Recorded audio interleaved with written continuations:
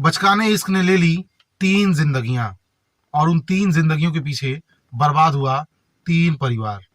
नमस्कार, मैं हूं देवव्रत पांडे और आप देख रहे हैं न्यूज ऑन द वे। आज जिस सच्ची घटना की मैं बात कर रहा हूं वो बिहार के मोतिहारी जिले की है। दरअसल 18 नवंबर 2023 की सुबह लगभग करीब 11 बजे नेपाल में एक स्थान पड़ता है चितवन।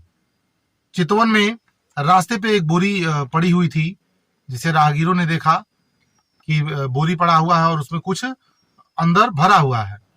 तो बोरी को वो अपने कब्जे में ले लेते हैं और तत्काल वहां की नेपाल पुलिस को फोन करते हैं।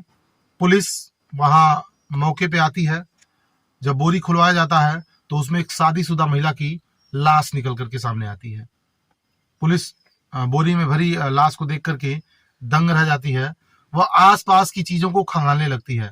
डॉग स्क्वाड भी वहां पहुंच जाता है। डॉग स्क्वाड की मदद से उस बोरी से थोड़ी ही दूरी पे एक और बोरी को ढूंढ निकाला जाता है, जिसमें करीब 15 से 20 साल के बच्चे की लाश मिलती है। अब 2 डेड बॉडी बोरे में भर के चितवन में मिलना बड़ी बात थी और पुलिस भी दंग रह जाती है कि कौन है, कहाँ के हैं।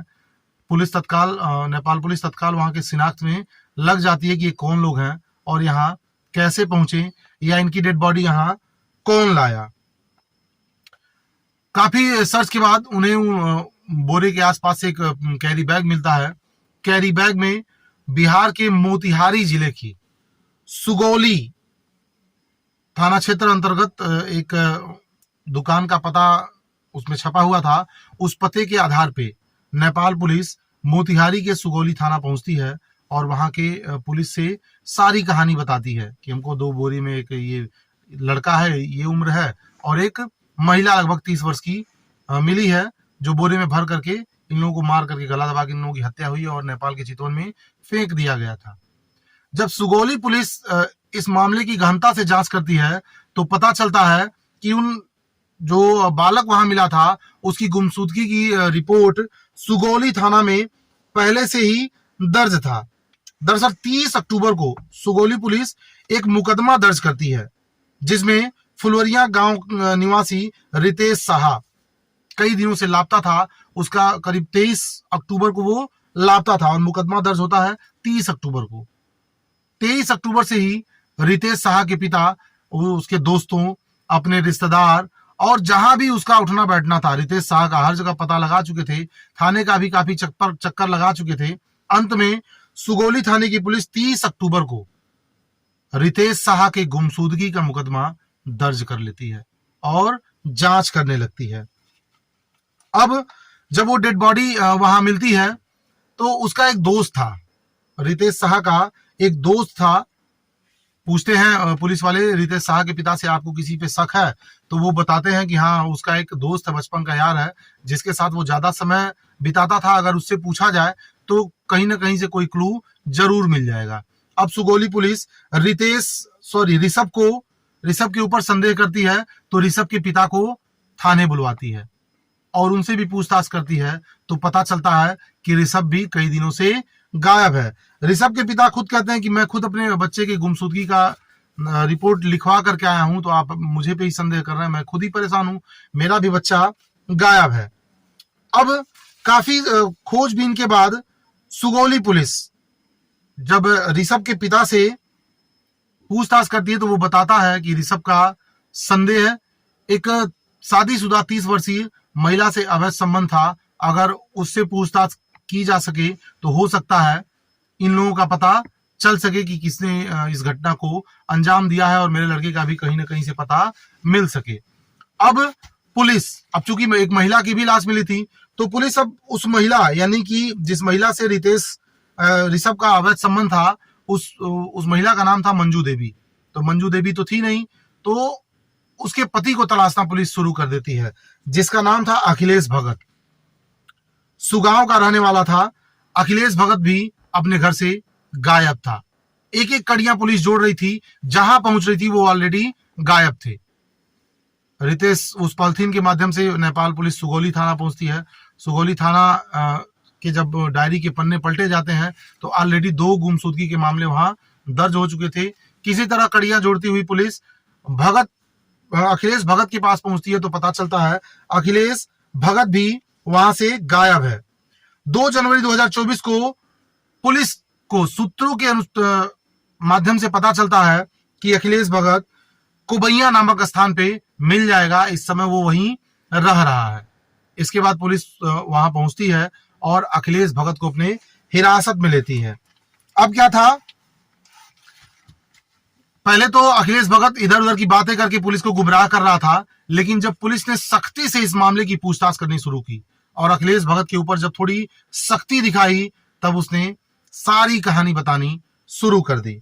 उसने बताया, दरअसल रितेश और ऋषभ ये मेरी पत्नी से फुलवरिया गांव में एक शादी में मिले थे। मेरी पत्नी वहां गई थी अपने बच्चों के साथ। मंजू देवी के 2 बच्चे भी हैं, वो अपने बच्चों के साथ उस शादी में अटेंड करने पहुंची थी।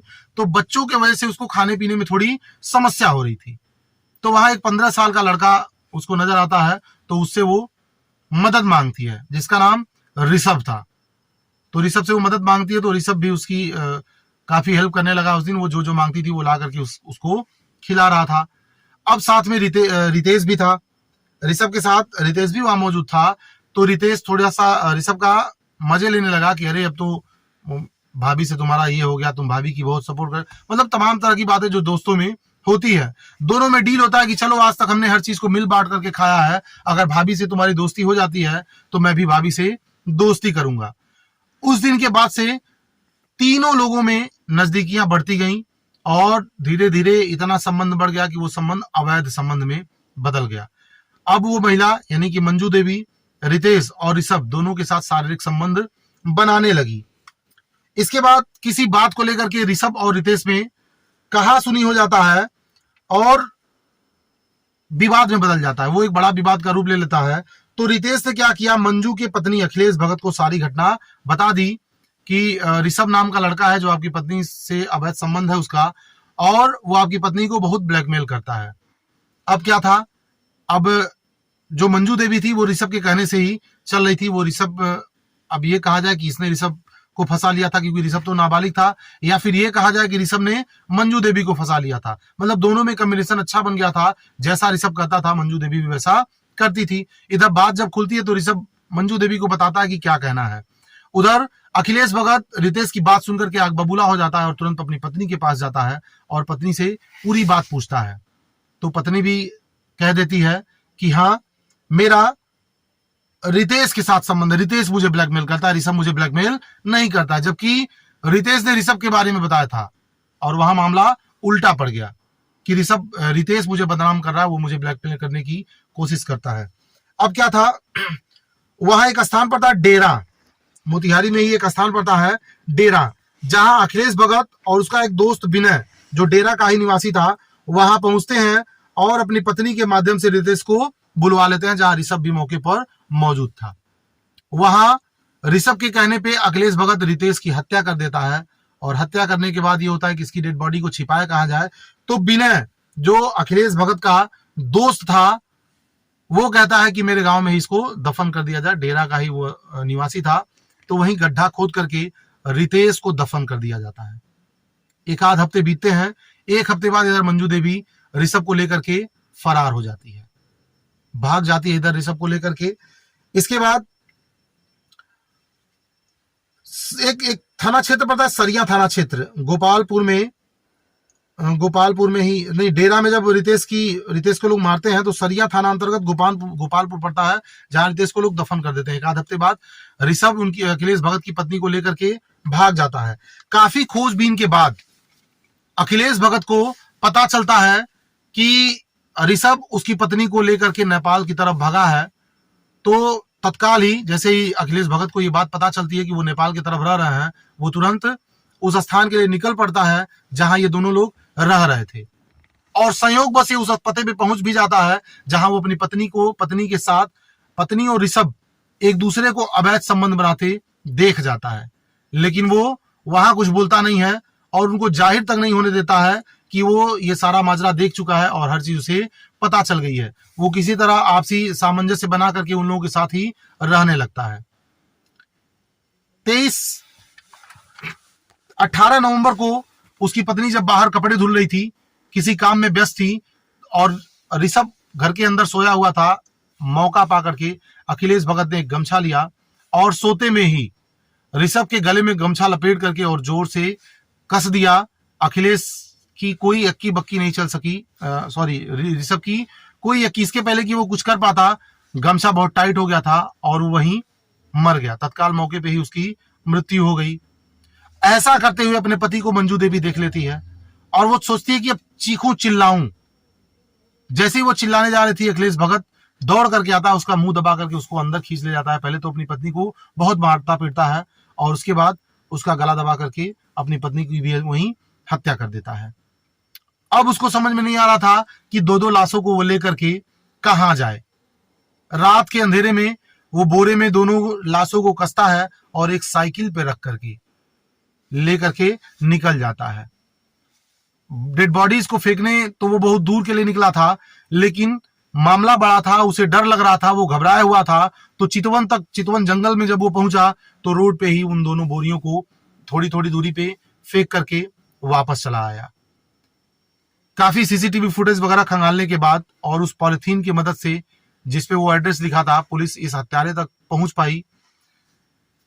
अब एक बचकाने इसकी वजह से 3 परिवार बर्बाद हो गए, 3 जिंदगियां चली गई, 2 नाबालिग बच्चों की मौत हुई, एक महिला की भी मौत हुई और साथ ही साथ मंजू देवी का पत्नी अखिलेश भगत जो अवैध संबंध के चक्कर में 3 हत्याएं कर देता है, साथ ही साथ उसके 2 बच्चे यतीम हो जाते हैं। पिता को पुलिस जेल भेज देती है, मां मर चुकी है। अब उन 2 बच्चों का क्या होगा, उनकी परवरिश कैसे होगी, बिन माँ बाप के बच्चे कैसे पलते हैं, ये सभी लोग जानते हैं। इस घटना को सुना करके किसी को विचलित करना नहीं है, किसी को डराना नहीं है, किसी के दिल को ठेस पहुंचाना नहीं है।